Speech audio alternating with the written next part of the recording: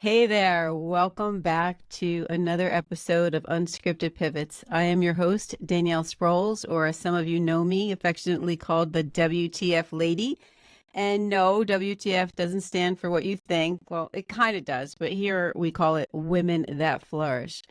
Today, we're diving into a fascinating and often misunderstood world with Michelle Murphy. She's a professional medium from Oakville, Ontario. Michelle's amazing ability to connect with the spiritual realm brings a whole new perspective on life and loss. For those of you who might be skeptical, trust me, Michelle's insights are the real deal. We'll be chatting about how she helps people connect with loved ones who have passed away and how these spiritual connections can bring comfort, guidance, and even joy. Michelle's work is all about embracing every part of our human experience, showing us that even though the smallest moments can open up a whole new world of understanding and peace. So join me as we explore Michelle's personal journey, the nuances of her work as a professional medium, and the profound impact that she has on her clients' lives. Welcome. Welcome, My Michelle. goodness. Oh, God. Thank you. Thank you so much. Okay, so I usually begin my episodes by letting the listeners know how, I met and know the person that I'm chatting with. And so for you guys out there, I first met Michelle through a mutual friend, June Bardwell, who was on this podcast last year.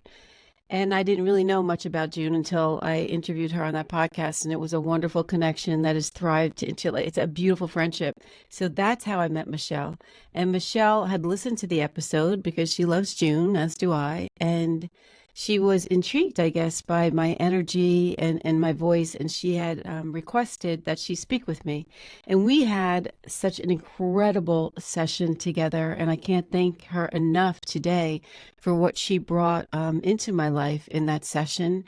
And I was really shocked by her intuitive nature and her ability to connect me to my family members that are no longer here, specifically my mom and my grandma. And she shared things with me that no way could she have known.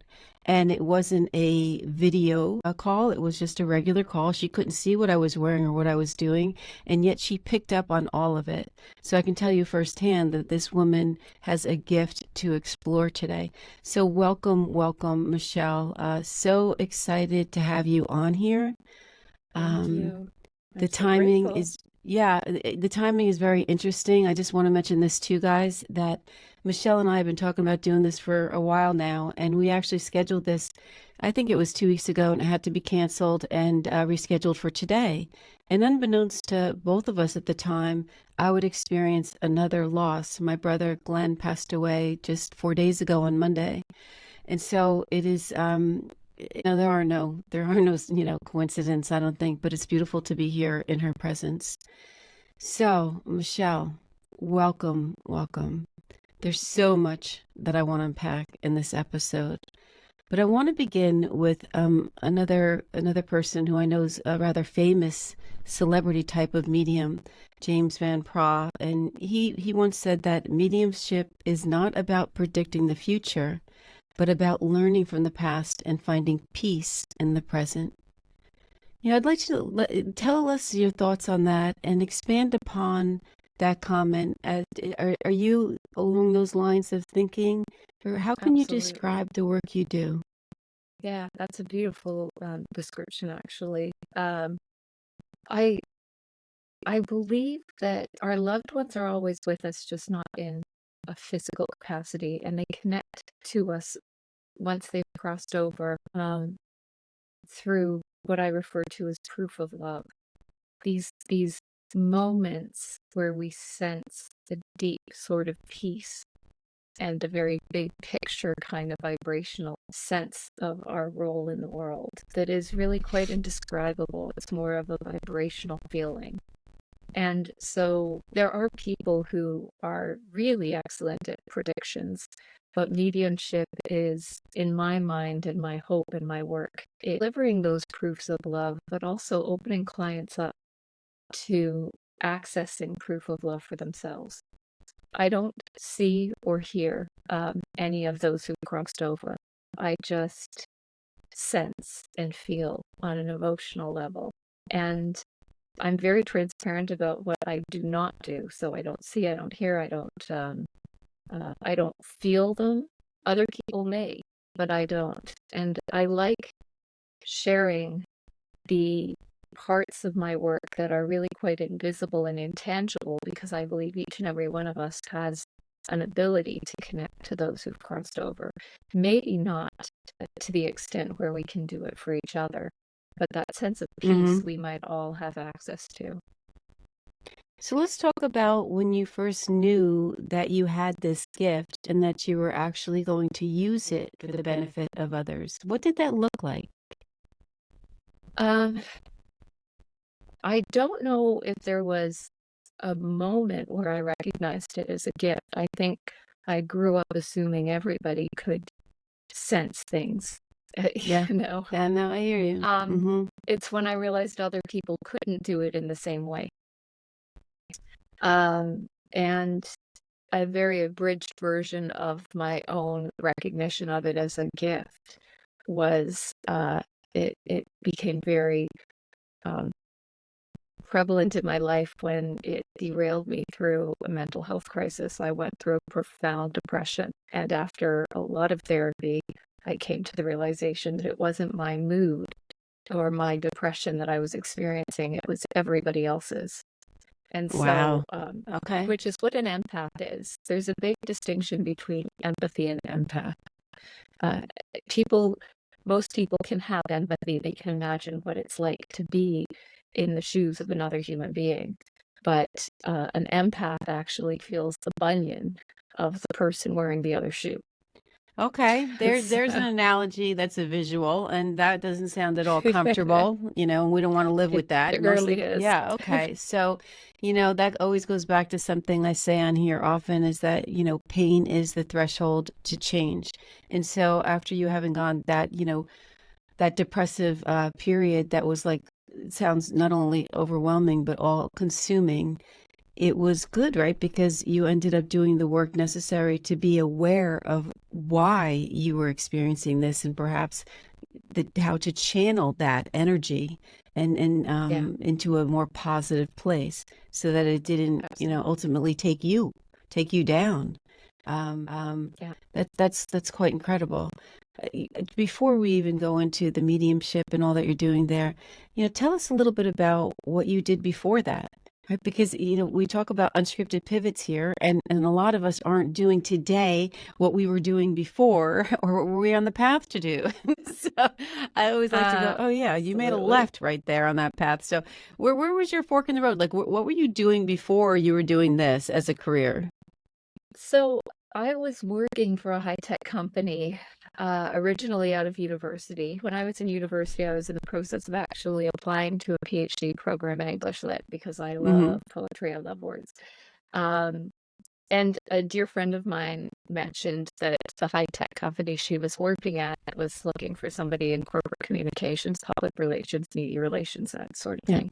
So I threw my name in the hat and decided to take a break from academia, which, that was, I don't know, 30 odd years ago. That's a very long I break. know we all look at the clock I know, in the right? Yeah, calendar. Yeah, no, it's all exactly. good. My son just turned So 33 yesterday. I don't know how that happened. wild, it's wild, right? Yeah, life is what happens when you're busy making other plans. So, That's actually a saying on this podcast, like for reals. oh, is it It really? is. Is it Oh really? no, it is. That's exactly the premise of Unscripted Pivots. I quote, I think it was John Lennon that said it. Yeah, That's yeah, exactly. and Beautiful Boy is song for Julian, Yes. I think. Isn't that Yeah. funny? I No, didn't know that. I didn't know. another Sorry. example of her intuitive nature. She did not know that. Okay. So Yes, that is it's so right up cool. there with foot mouth. I should have known it, but I didn't know it. Anyhow, so Mm, I was an academic and I got a little derailed by a corporate position. And I was in that role for a couple of years when I decided I might go back to academia, or maybe I'll have them transfer me to the Dublin office, because at the time it was around 1999. Um, a lot of North American companies were opening shop in Dublin, Ireland. So I moved myself and my, at the time, husband to Dublin, wow. and worked there for a couple of years. during which time we had our first son, and And I fell into what I assumed was a postpartum depression. But to be completely honest, I think it was the first time I didn't have a busyness around me, a distractedness around me. And, quite frankly, it was also the first time I was extremely sober. Um, because I was always a social drinker, and I think alcohol has a way of numbing intuition. And so there were a number of things that were going on in my life that had masked the intuitive empath calling. And as that's soon very as I had my interesting. Yeah. son, it is actually, as soon as I had my son, everything opened up. And I didn't return to work. I moved back to my original home in North America and went into therapy, trying to figure out why I was in a panic and a depression constantly, and came to this realization that it wasn't my actual mood, it was everybody else's mood. It was an epiphany Hmm. I had at Walmart, actually. At I Walmart. I know, What at aisle? Walmart. Do tell. No, I I love know. Walmart. I Yeah. walked I remember walking in a good mood. My meds were working, the therapy was working. I was feeling the pulse of life back in my veins. And within 15 minutes of being in Walmart, I started wanting to, just shut down. And I was, So you know what I'm what's that? visualizing? It's like you're essentially a human Oh, sponge, totally. Or a lint brush. I refer to it as a sponge or a lint brush, where you just pick up a a lint little, brush. There you lint go. brushes never bring you home Yeah. cashmere sweaters or tweed jackets. They bring home lint. And No, lint is very no. fine. You can't really sense it until it's too late. You're choking on it before you know. So that's a lot of us are lint brushes, really. So, I am. Good. so it was at that point that my therapist and I came to the conclusion that I am not just an empathetic person, but I am an empath. And I started paying attention to when my so-called mood, my vibration, my headspace was shifting. And I would just observe where I was, who I was with, what I was experiencing on a physical level and an emotional level. And then I realized that's what being an empath That's kind is. of cool then. So you're like tracking the experiences so that you could like look back and just see what the patterns were, right? Mm, And that led you to the understanding of essentially, I call it a gift. Do you not call it a gift to be able to have this? I mean, it could be a curse absolutely. if it's not channeled properly because it obviously was something about yourself that was Yeah. taking you down. But once you knew that you could do this, did that journey look like you went under somebody's mentorship so that you could hone that skill? Or No, no? Okay, tell us a no. little bit about, This was 2 years ago.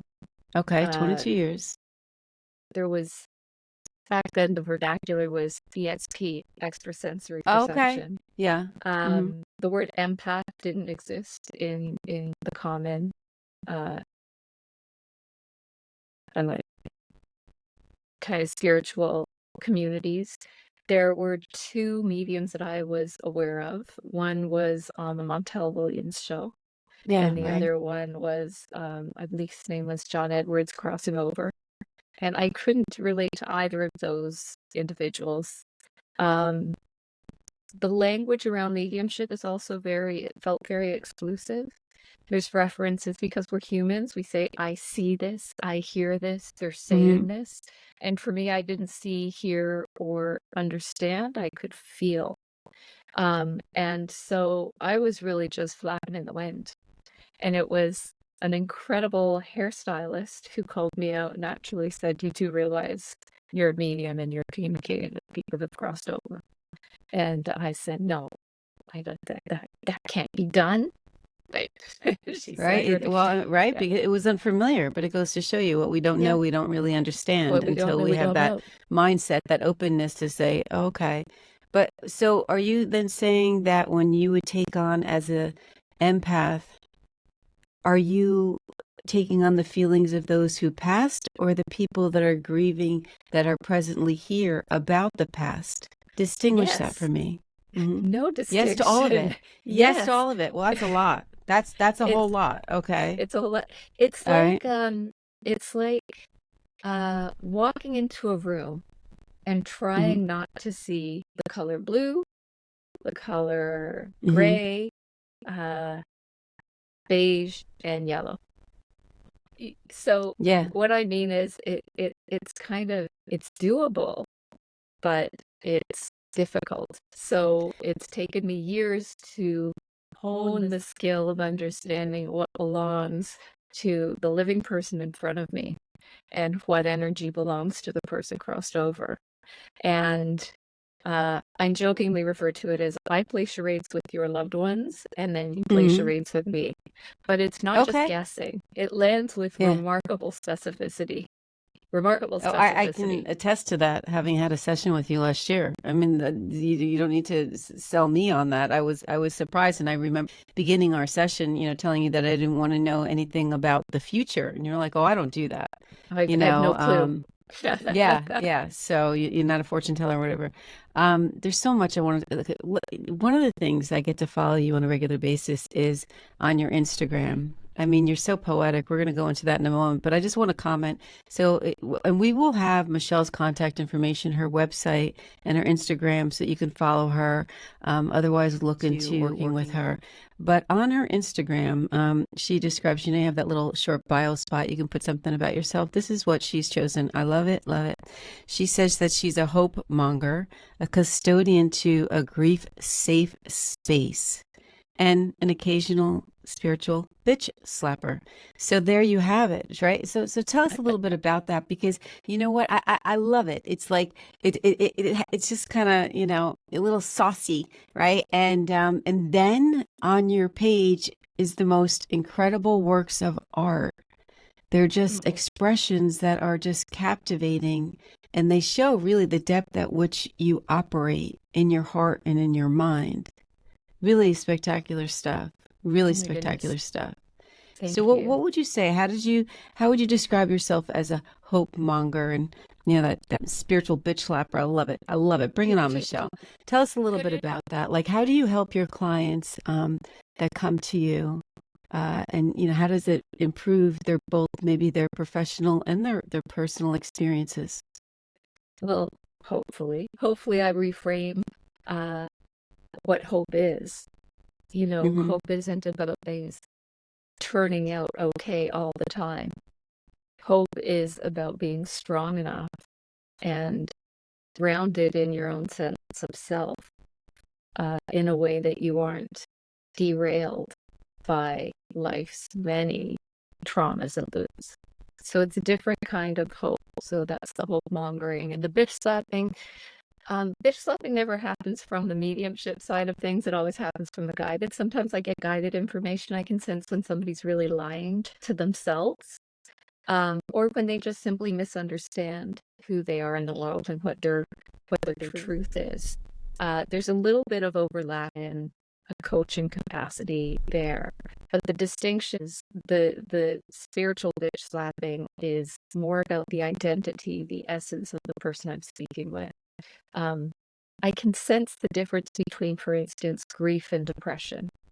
Mm-hmm. I can feel the differences in the nuances, anxiety and post-traumatic stress disorder. So I'm not a therapist. I'm not a trained coach in any capacity. It's all intuitive.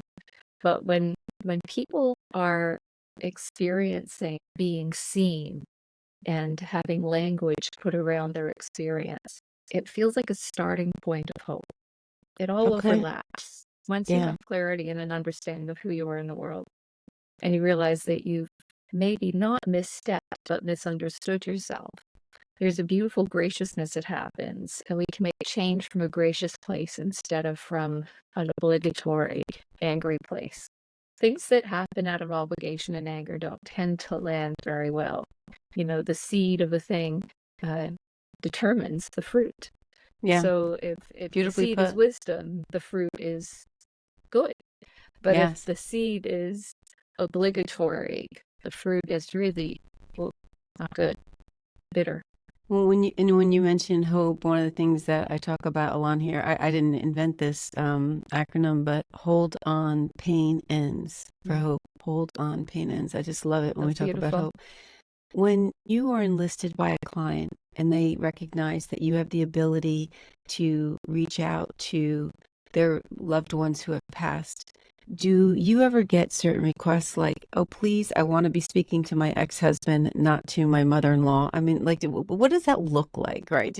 I didn't have that with you. I mean, we just Yeah. didn't, you let it be. But do you ever get like, directions or instructions, which, the sense of control alone, I mean, probably suggests you're going to have a bad session. But like, well, what does that look like? Do you ever get, the need for that? I do, and I respect it. Mm-hmm.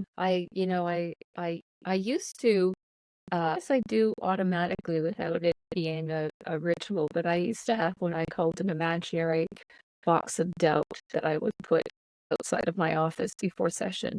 And I would put all of my doubt and ego in it because my job is to actually connect to the higher self in front of me. And there's no space for ego there. So I understand when people come and they say, I really need to speak to my great aunt and not my whoever. Mm-hmm. I explain that I'm not in charge in either of it. And so Okay. Yeah. you kind of get what you get. I will do my best to direct the information as kindly as humanly possible. But we really aren't in charge. And we can't expect a person who's crossed over to behave differently than they did when they were here. Somebody demanding an apology is from somebody who never gave an apology on this end, it's not going to work. However, I will say this much: if I'm connecting to individuals, there's a very open sense of love and atonement from those who may have done some harm. Apologies do happen, but we can't demand them. Mm-hmm. If I'm connecting to an individual, they are in an evolved state of grace. And the strength of connection is predetermined by the genuine sense of kindness that needs to be delivered. So what I Now, mean when by you that, say yeah, that they are in a state of grace, we're talking about the client and not the one who's passed on, right? So whenever sorry, you're no, describing, go the ahead. the one who's crossed on is in a state of Okay, well, grace. yeah, let's get specific so that nobody Yeah. misunderstands. I want to Thank you. learn what you're saying. So, all right, say that again then. So the not attitude, but the state of being for the one who's crossed over has to be a certain way too, right? Absolutely. And what I've discovered, it's very interesting. If somebody alive is very Mhm. egoic and malicious, let's say they're very narcissistic while they're here alive. Yeah. Typically speaking, a narcissist always needs to be heard and they need to be right. When I channel somebody on the other side who may have had that personality while they were alive, they kind of feel like they have laryngitis. Can't really hear them that well. They don't have a lot to say. It's almost like they've been muzzled in an interesting way. And the people who are the kindest in the most genuine way are incredibly clear and powerful on the other side. So I always say that the kindness, the discreet kindness that we practice here is the wealth we experience over there. It sounds like a combination of karma and justice. I It like really that. does. Yeah. What is the most rewarding aspect of your work as a professional medium? Boy, that's a big question. Yeah. I think being able to share peace with people, Hmm. being able to open people up to the big picture of who they are. That we are, as Leonard Cohen says, we are so lightly here. It is in love that we are made, and in love we disappear. Mm. That It sounds like we pay. something you wrote. My goodness, oh my goodness, I No, wish. hold on. As you're speaking, I'm going to pull up your Instagram because this is just like so great. You keep talking. I'm pulling this up. We got to Oh read my a couple of these goodness. things. We absolutely Um, have to. you're too kind. We It's the sharing of hope and the sharing of and the witnessing. hmm Um, I can't. I still can't believe I get to do this for a living, and I've been doing it for 22 years, and every How do people conversation find you is though, sacred. Michelle? Well, you found me, Up, up and through until through yeah, it's all referral, right? It's all the people that encounter I mean, I yes, keep calling it a gift because it is a gift. You can't go to school for this. You either have it or no, you don't, and you honed it, and you use it for good. And I deeply respect that. You could have kept this intuitiveness on steroids, for lack of a better word, to yourself, but you use this as a safe place for people to heal and to better understand what it is, not only that they're experiencing, but how they can shift into, a place of serenity and leave the pain without leaving the memory, absolutely. And right? I follow this beautiful rabbi. I don't recall his name, but I follow this beautiful rabbi. He Mm-hmm. has this wonderful sentiment. He says, God has no grandchildren. If you think about it, we're all in it together, every single one of us. And I feel that in my work. I've been really blessed to be able to uh, collaborate and hope. That's that's my You have intention so much. anyway. I'm sitting here, guys. Well, you guys will see this on YouTube when I get good about putting up video because I have tons of video on all these things, and I'm just so on that now. There's so many of them that I read, and I actually had some, printed and whatnot. It is just so beautiful. On her Instagram, and it's at Michelle Murphy Medium, and it'll be in the show notes. She also has visuals, in addition to her poetry. And, it's written like poetry, right? So you've got like two words, and then a line, another line. They're almost like artistically, so it's not just the words you're reading, it's the visuals that you are seeing, and they create a pause, to the experience. It really is beautiful. Do you have one that's like one of your favorites or? Oh my gosh, not really. The way the I call them word doodles. I'll be honest, I call them word doodles because They're uh, doodles. poetry to me is a much more specific, um, fine-tuned art. Um, I think of poetry as the economy of verse in its most perfect forms. So what's on that page is often the beginning of the poem that I'm working on, with the rough draft of a poem that They're, hopefully will turn into something at some do you point. have like, is this like published work? I mean, it's No, just like so ridiculously good. oh my goodness. And, the way that you express it. And I don't want to get too distracted because now I'm reading these things instead of paying attention to Michelle Foley. I'm like, wow. And I have undiagnosed ADHD for sure. I say I undiagnosed love because I that. haven't tried to get help for it, but what I used to think, I thought I was a multitasker on steroids. What I am is, yeah, no, I got ADHD, so I don't want to. I mean, they're so. I mean, I'll randomly, grab one for you guys, just to show you how poetic she is. So let's see. We're reading this together for the first time. This Gosh. one says, this one says, now nature is my mother. Each day she lifts the sun, despite my sleeping eyes, without need of notice, and to my ears she sings. I should have picked this one. I can't say this word. Cacophonies. Wait, how do you say that? Cacophony. Oh, gee, I'm sorry, guys. Cacophony. And I went to law school and graduated and passed the bar. Cacophonies. Okay, in bird and breezy. Oh, this is even above my head. Of leaf-laden trees, and through my sleep she sings. Tucks me in with arms of air and weighs me down in gravity. My spirit soars in nature's vast company, and even in this majesty, I miss the flesh and scent of you, and you, my family. Apologies for butchering that, but it is no less No, nothing beautiful. wrong.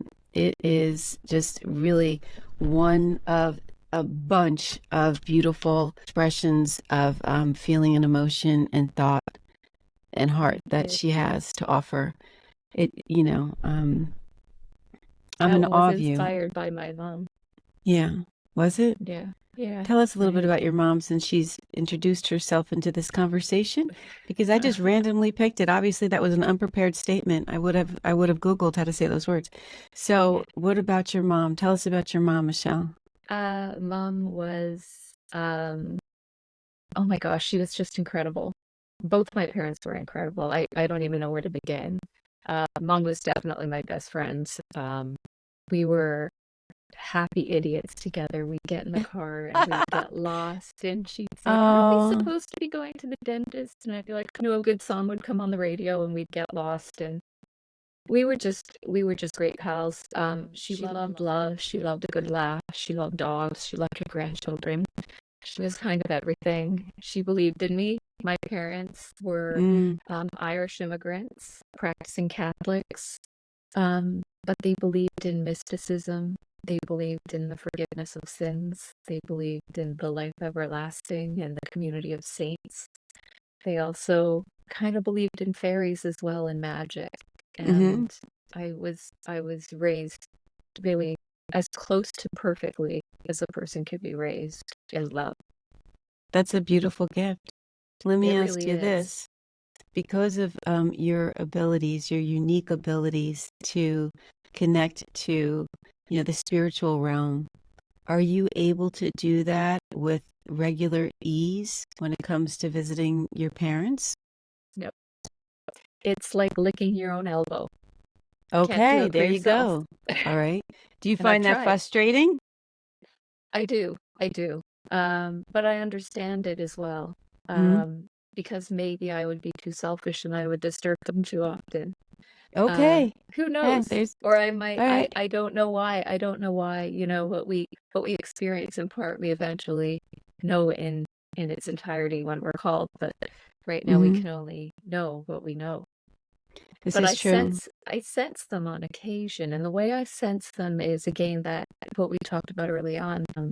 That sense of peace sometimes that might overcome me. And I don't know how to describe the nuance between it being a memory of mom or a memory of dad or a memory of a friend who's crossed over, but it feels like them. I don't know how else to describe it. And maybe a little bit of information that might be helpful to the listeners too is, there's times where we miss somebody, and the way we miss them, it's in our gut. We're verklempt. We miss them. We're triggered by somebody walking on the street with their gait or corner of the eye or an anniversary or something. We miss them. And then there's other times where we randomly find ourselves thinking about an individual for no reason. Those moments are moments where they're probably sitting right beside us, just not physically. And if we can be open to the possibility that those random moments are actual visits, then maybe we'll feel deeper peace in knowing that they are supporting us in our growth towards our own sense of peace and our own sense of self-realization, self-actualization, and actual joy in this world. Because we aren't here forever. No, we're not. And what you're describing, I have always had that sense, and I didn't know that that was something that other people weren't experiencing or feeling. Not at all to the degree that you experience these things, but there's always been like that type of connection for me and the other side of things. And like when my grandmother passed, she would visit me all the time in my dreams. I would like all of a sudden turn around and just know she was right there in the room. And I would describe to my mother, who was then living at the time, and it was her mom, and she was envious, not in a negative way. She said, I don't get that. Like, I don't have those like dreams or connections. And what's interesting is I've always been a scaredy cat. I'd never watched the horror films or this or that when I was growing. Like, I was always one of those that was fearful of the unknown, or like anything that would appear like ghosts, but never in those moments did I feel threatened or unsafe or afraid. And I just, it was like a deep sense of love. And Mm. recently, my mother has been channeling me, and I use that word loosely, um, very strongly for the past month. And I think I reached out to you and I said, we need to have a session because this is actually getting a little irritating. And it was through visual things that were happening and a whole host of stuff. All of a sudden she's like coming up on my, my Apple Music, where it was some random tape she did that I wouldn't have been able to find it in my phone for years. I didn't even know where it was saved. And boom, there she is. I turn it on in the car. And then I turn, I'm in the middle of something and a basket of her stuff just falls on the floor. It wasn't teetering. It was inside the closet. The door to the closet was open. And I'm like, great, now all this stuff's on the floor. That is just two examples of several. And then sure enough, my brother passed on Monday. Now, I don't think she was summoning me to save him because there really was no saving him. From addiction, you have to want to get well.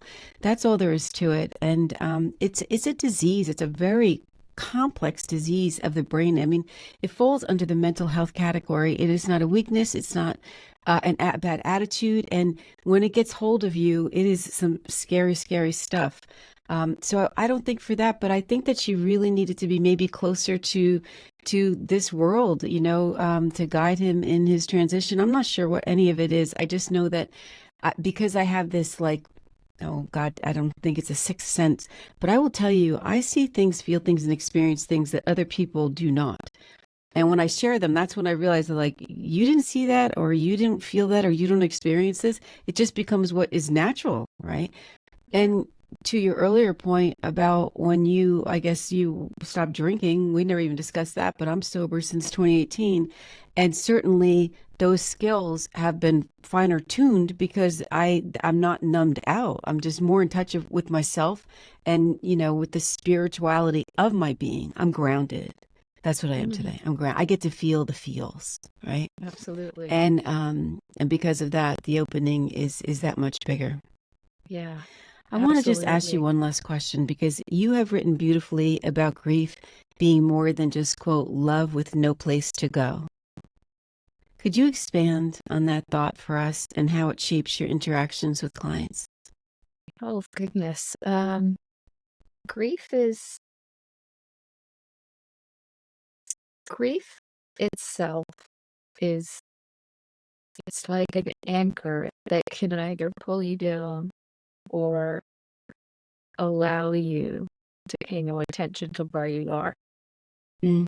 That's how I would describe grief and my understanding of grief, that it's important not to turn every loss into a teachable moment because it's not. Oh, okay. I don't Yeah. think it is. The terrible things happen to the people all the time. And there's a lot of people who spiritually would believe that it is karmically important for certain things to happen. Um, I genuinely don't know. I do enjoy the idea and the sentiment that if you can contemplate God, it's not. And I think the same goes with karma. Once we put something into language, it's dangerously close to being dogma, and it always becomes reductive. It's like describing love as a color. It doesn't work.